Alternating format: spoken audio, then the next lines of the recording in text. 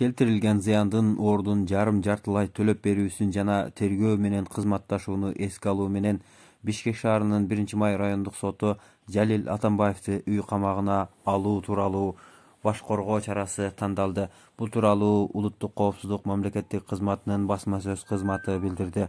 Мурда маалымдагандай, мамлекеттик кызматта турганда мыйзамсыз байыган фактысы боюнча республиканын ички иштер органдарынын мурунку кызматкери Жалил Атамбаев Улуттук коопсуздук мамлекеттик кызматынын убактылуу кармоочу жайына киргизилген болчу.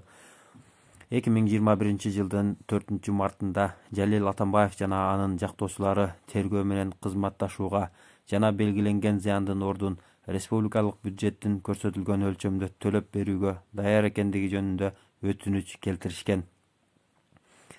Бүгүнкү күндө Жалил Атамбаев келтирилген зыяндын ордун толтуруу үчүн Улуттук коопсуздук мамлекеттик кызматынын депозиттик эсебине 50,5 миллион сомдон ашык акча каражатын салган.